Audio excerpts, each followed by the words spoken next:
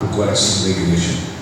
No meio da semana eu fui me preparando para pregar sobre 3 sinais da volta de Jesus, 2 que já se cumpriram, faltando apenas um, mas hoje, pelo final da tarde, o Senhor me visitou e disse: a mensagem que eu quero que você ministre é essa aqui. Aí eu me lembrei do pastor Sebastião, foi pregado domingo passado, se não me falha a memória. Ele estudou até 4 da manhã, meu Deus. E aí chegou no outro dia, o Senhor falou: não é isso aí não, o Senhor é mestre em fazer isso com a gente, porque o nosso papel é estudar, mas também estar sensível à voz dele. 2 Timóteo capítulo 4, versículo 9, quem achou, diga glória a Deus. Quem não achou, diga misericórdia.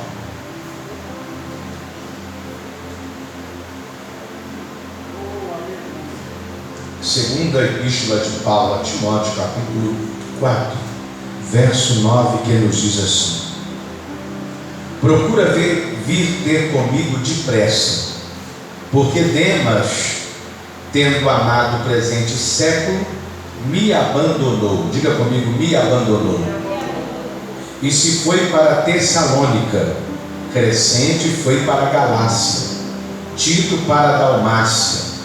Somente Lucas está comigo. Toma contigo Marcos e traze, pois me é útil para o ministério. Quanto a Tíquico, mandei até Éfeso. Quando vieres, traze a capa que deixei em Troade, em casa de Carpo, bem como os livros, especialmente os pergaminhos.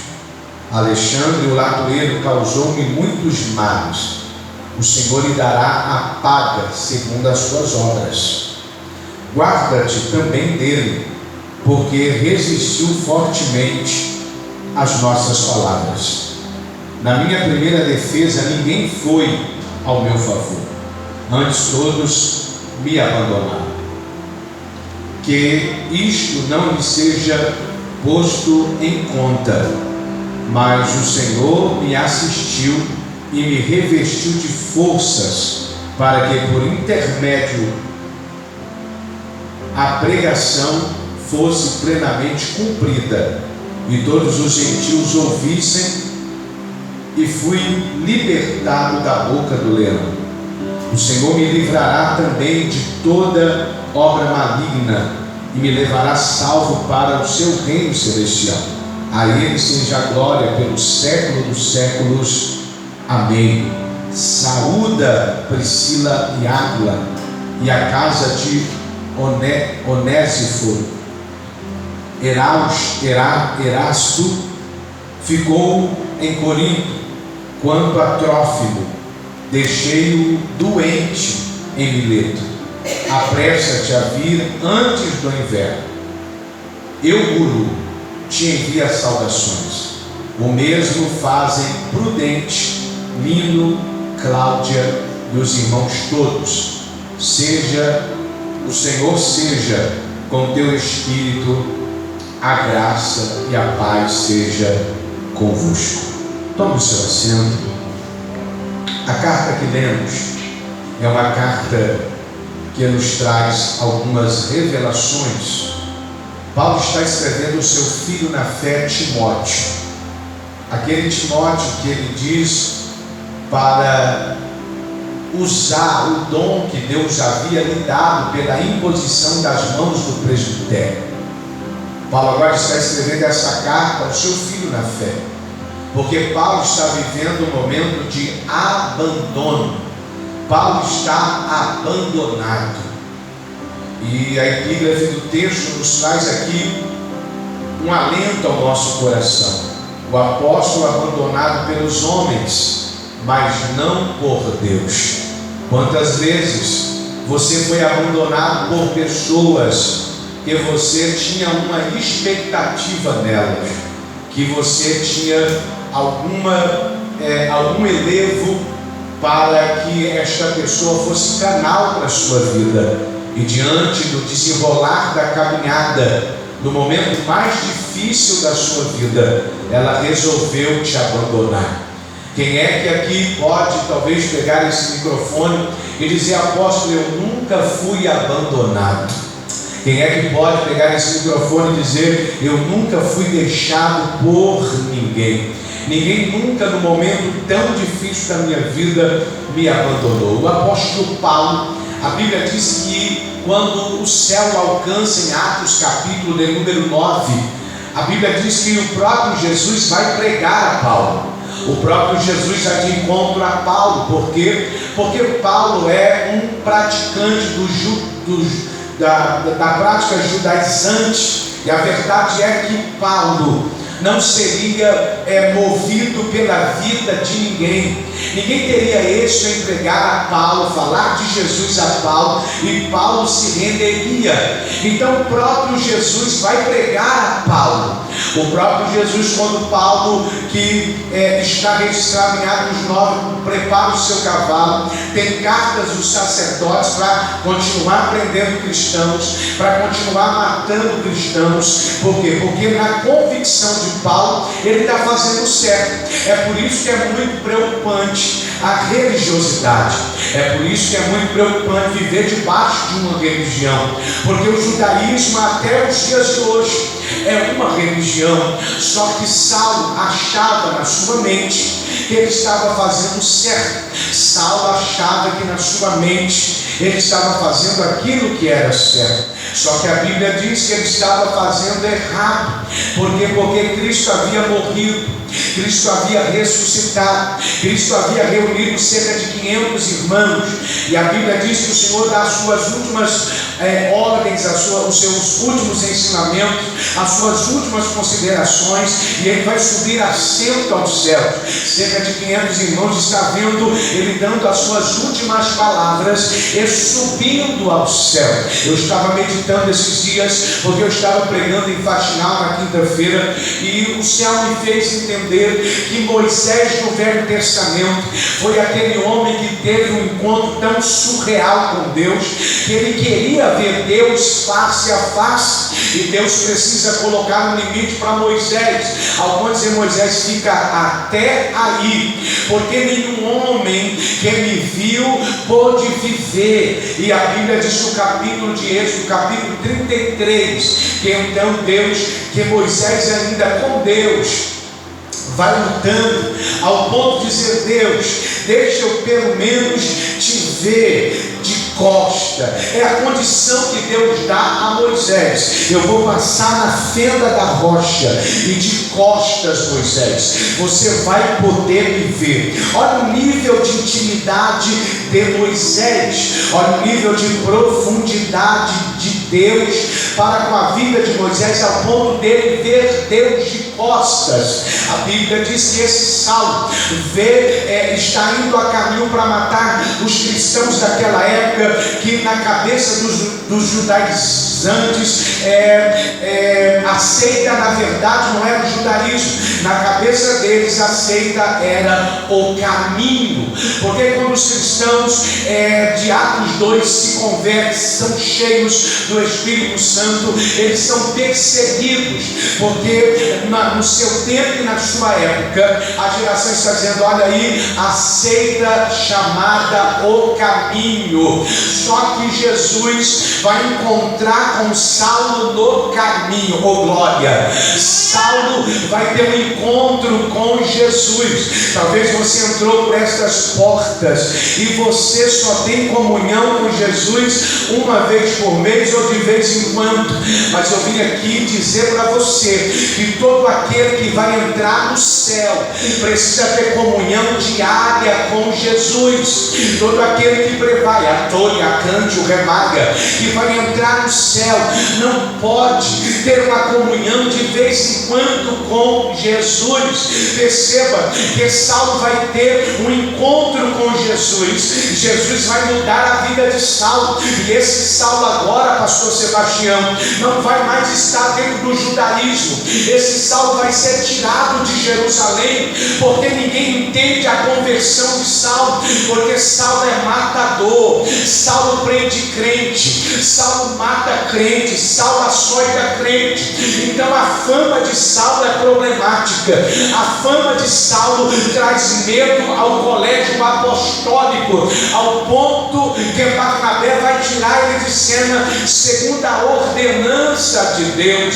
E nesses 10 anos em que Saulo está recluso, nesses 10 anos que Saulo está fora do colégio apostólico, como apóstolo que é, o céu está trabalhando ele, porque ele será o maior missionário de todos os tempos depois de Jesus. Ele vai pregar na Ásia, ele vai pregar na Europa, ele vai pregar para os gregos.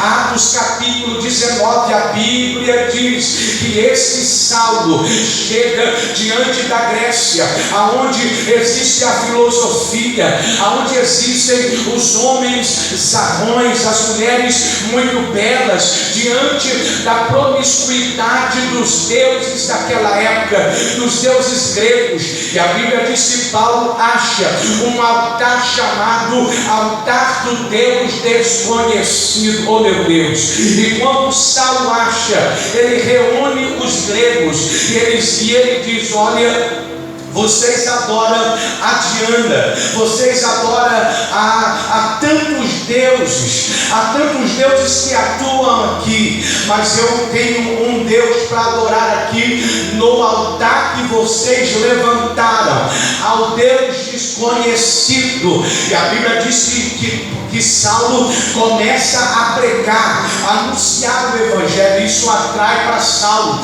uma grande perseguição, porque pensa comigo, no tempo dos gregos, Afrodite, Diana, era tanta promiscuidade que eles entravam para o seu nível de promiscuidade, e o homem entrava nos níveis de sexualidade com animais, trocando pares, Derebicante, o Remaia Séria. Perceba que agora Deus coloca Saulo dentro da Grécia, e Saulo vai começar a discursar, Saulo vai começar a pregar, e a Bíblia diz que Saulo ou Paulo vai levantar 12 cooperadores nesse tempo para andar com ele. E eu fiz questão de anotar: ele levantou Timóteo, ele levantou Tito, ele levantou Silas, ele levantou Áquila, ele levantou a jovem Priscila, ele levantou Febe, ele levantou Epeneto,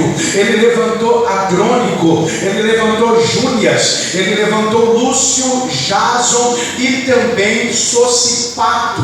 A Bíblia diz que 12 homens com 3 ou 4 mulheres são levantadas dentre esses 12, e agora vão ser direcionados, discipulados por Paulo, porque Paulo tem o exemplo de Jesus.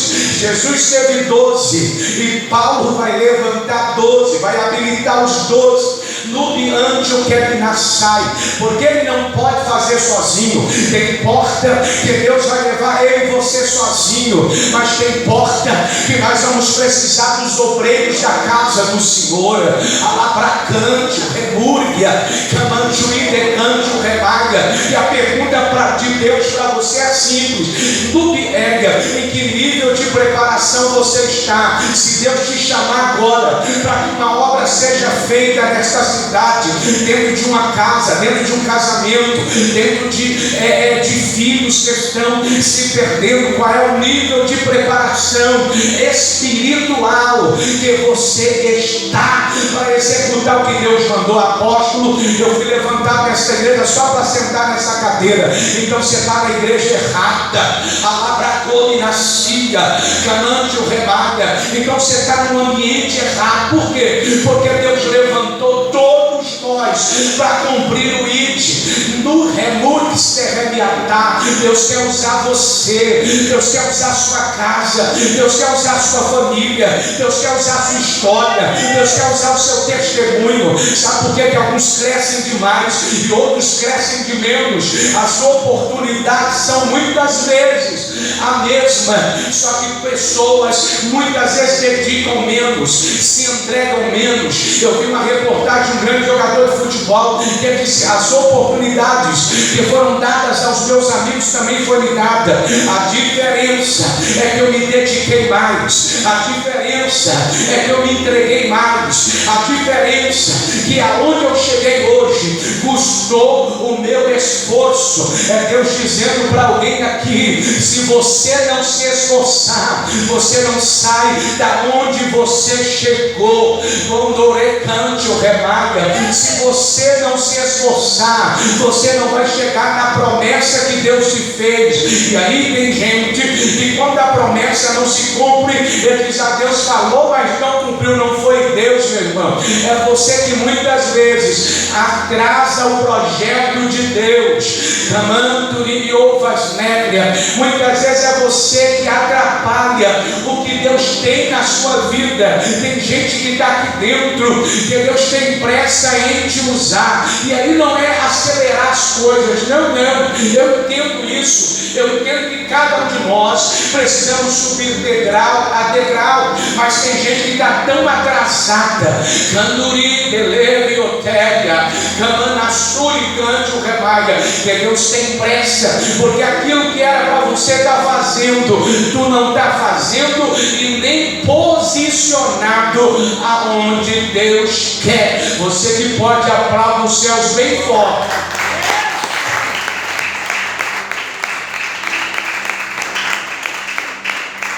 Esse homem não está sozinho. Demônios vê Paulo no corpo da menina que adivinha, e os demônios ficam alvoroçados.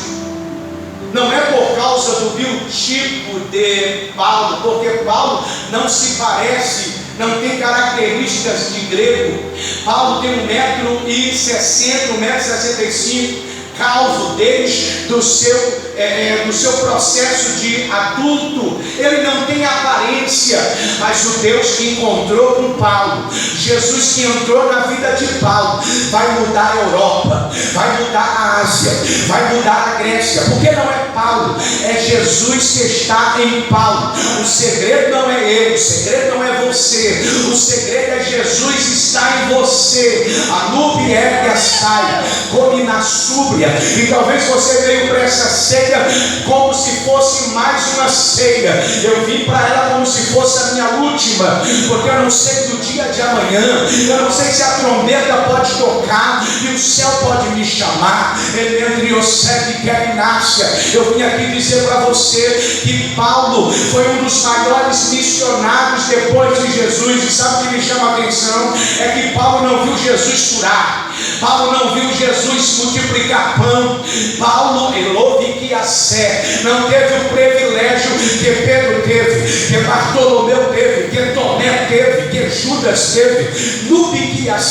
Mas Paulo, era nutrido no Espírito, porque eu e você somos feitos de corpo, alma e Espírito. Um dia esse corpinho belo vai descer a tumba, e a sua alma e o seu espírito, a alma vai voltar vai para o lugar de descanso, seja para o lugar de descanso no seio de Abraão até o julgamento, mas também pode ir para o Hades, para o inferno.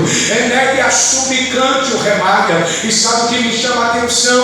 É que muitas vezes nós não entendemos isso. Se nós somos corpo, se nós somos alma e se nós somos espírito, ninguém consegue, você pode procurar os maiores cientistas, ninguém vai conseguir pontuar aonde começa a alma e termina o espírito, aonde começa o espírito e termina a alma. Oh meu Deus, eu vou entregar.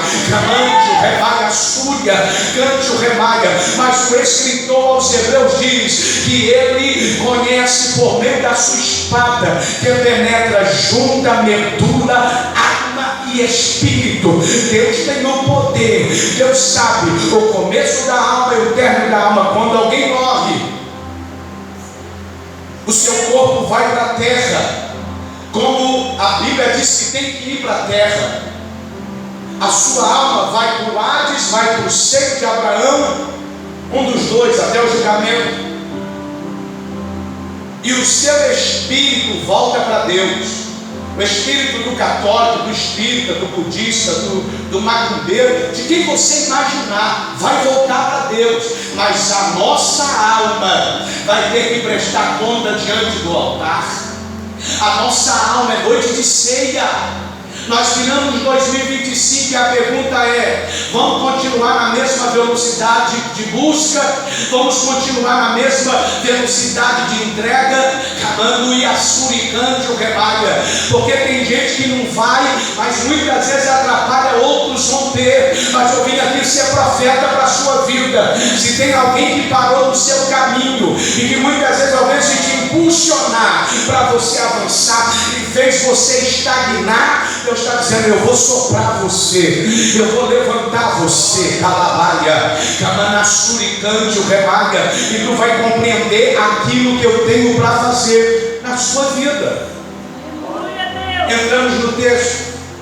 Paulo agora, depois de passar pela prisão, Paulo agora está escrevendo essa carta, porque ele está para ser julgado.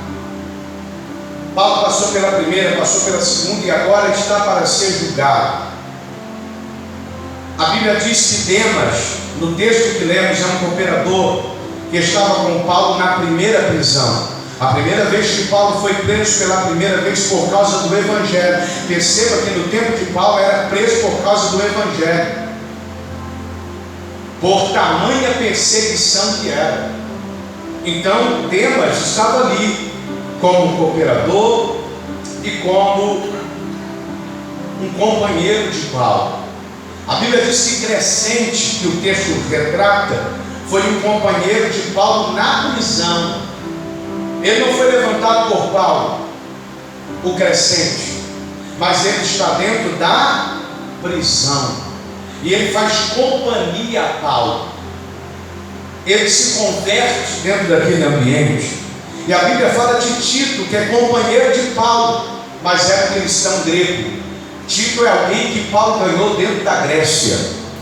Porque pregar para a gente que não tem entendimento e conhecimento, muitas vezes é fácil. O problema é pregar para quem tem conhecimento.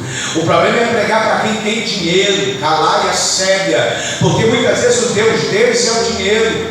Naracante o remaga. Muitas vezes o seu conhecimento é tão tamanho que a gente, na nossa simplicidade, vai falar de Jesus e ele diz assim: olha, não precisa falar não. Uma vez eu fui pregar para um jornalista em Belo Horizonte, enfermo, mas mesmo enfermo, parecia que ele tinha um computador na cabeça. E eu comecei a falar de Jesus e ele começou a usar todos os meios que ele tinha dentro daquilo que ele estudou para tentar tirar a mensagem da cruz. Eu lembro que chegou um ponto que eu disse para ele assim: se tudo que você estudou do jornalismo é tão poderoso, por que você não sai dessa cama? Se os argumentos que você está me dando, por que eles não te tiraram da cama? Por que me chamaram para estar aqui? Se me chamaram é porque aquele a quem eu represento na terra tem poder de te levantar daí, alabaia-cia, clamante o rebaia cega. E cada vez que ele lançava uma palavra de conhecimento, Jesus me trazia uma revelação da palavra para semear no coração dele. Eu finalizei aquele ambiente com aquele jornalista se rendendo a Jesus e sendo levantado daquela cama. O que eu estou querendo dizer para você: Jesus quer usar você. Jesus não te alcançou nos mundos mais terríveis que você estava para você ser mais um aqui dentro. E eu vou melhorar a mensagem, porque eu vou descer um nível. Tem uma geração que nasceu no berço evangélico, mas eu tenho percebido que Deus tem prazer em arrancar quem está lá fora, quem conheceu os mundos e subimundos, para usar com poder, com graça e com glória. O que tem de gente que Deus arrancou de lá, irmão, e Deus está usando, e o que tem de gente que muitas vezes nasceu dentro do berço evangélico, mas não é cristão até hoje. A Bíblia diz que tanto Demas como Crescente como Tito deixaram Paulo. A Bíblia diz que nesse texto tem um Alexandre chamado Latueiro. ele trouxe muitos males à obra e a Paulo. Porque tem gente que, ao invés de somar, nos traz males à obra de Deus. Foi o que aconteceu com Paulo. E Paulo está sozinho. Quando ele escreve essa carta, ele está falando do filho na fé dele. Ele está dizendo: Timóteo, eu estou sozinho, eu fui abandonado.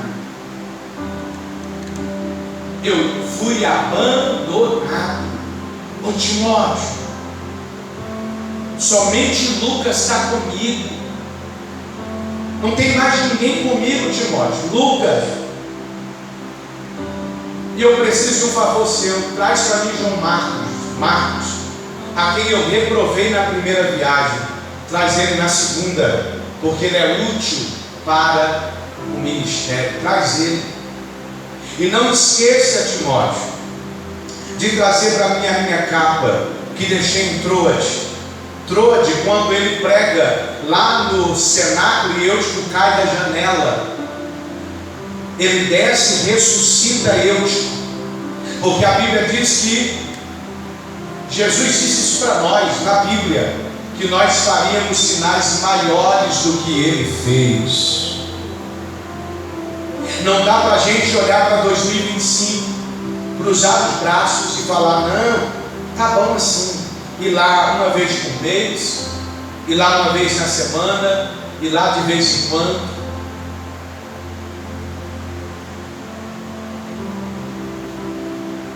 Por quê?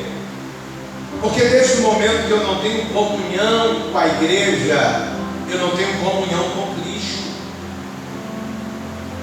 Entenda uma coisa aqui nessa noite, é noite de ceia. Existe uma geração que não dá satisfação de mais nada e continua o seu caminhar.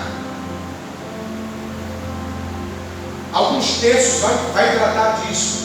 Gente que levantou mestre para si próprio, para cuidar de si próprio. A gente entende isso. Só que eu estou pastoreando uma igreja na qual Deus vai cobrar de mim. Eu estou pastoreando uma igreja que Deus, no dia do juízo, vai falar: Denis, cadê o fulano? Ah, Senhor, ele saiu andando igual um doido aí, igual uma doida, né? E foi seguir o caminho dele. Você não fez nada. Então, Senhor, então entenda, o Senhor quer você posicionado. Tem gente abandonando a obra, não é o apóstolo. Porque o texto está dizendo que os homens abandonaram Paulo, mas Deus não. Eu me lembro que alguém no ano passado foi tão terrível nas suas palavras, que conseguiu fazer eu chorar, não na frente. Eu virei as costas e tive que chorar, porque a pessoa disse assim: ó, eu abri as portas para você. E eu recebi aquela palavra e disse: mas não é o Senhor que abria? Agora é o irmão que está abrindo a porta. E eu chego na vigília, foi a última vigília que eu fui em Londrina. Quando eu chego naquela vigília, eu estou no sonoplasta. Não era o pastor, não era a pastora, não era. Você está entendendo o que eu estou querendo dizer? Gente que, independente de onde ele esteja, tenha vida com Deus. Ele sai marchando. Eu fiz o casamento dele, ele veio marchando. Eu digo: levei papai. Oh my God, Jesus. Ele me abraçou e começou a contar a minha vida. E Deus disse assim para mim: eu sou o teu amigo. Sou eu que abro as portas. Aquilo veio como, porque a palavra veio e feriu, o Senhor veio e sarou. Porque Deus quer te fazer entender que se alguém te abandonou na caminhada, durma tranquilo, descanse tranquilo. Deus nunca vai te abandonar. Deus nunca vai abandonar o seu ministério. Deus nunca vai abandonar o que Ele confiou nas suas mãos. Então rompa. Ah, apóstolo, mas o fulano não rompe. Para de olhar para os outros. Para de olhar para quem é mau testemunho. Para de olhar para quem não é referência. Para de olhar para quem não ora. Para de olhar para quem não sobe montanha. Para de orar para quem não chega para orar, porque muitas vezes não é referência. Olha para Jesus, Camandu e Terrebaia, Dorote Apatuiaté, Duriachou Mendria Sédia, porque Paulo está sendo abandonado. Só que Paulo tem um filho, Paulo tem um doutor chamado Lucas, o que escreve o Evangelho.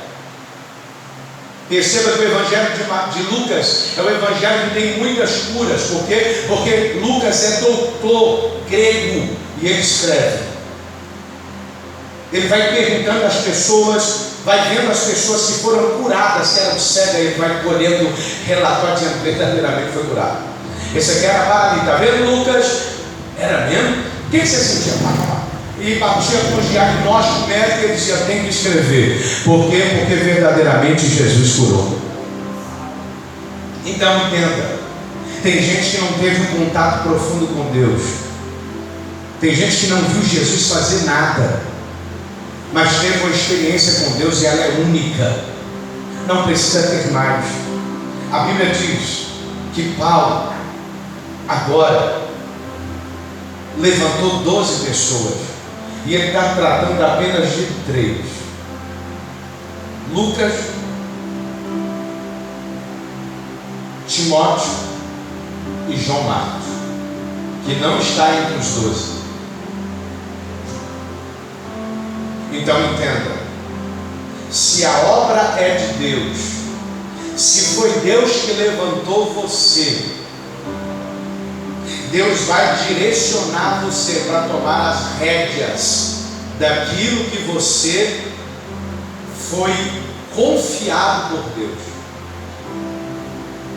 Se Deus confiou algo nas suas mãos e até o dia 28 de fevereiro, pegar o dia 1º de março, você foi levando com a barriga, empurrando, Deus te trouxe para essa ceia para dizer: vai continuar empurrando, vai continuar forçando, deixando ir como está, porque eu não te chamei para isso.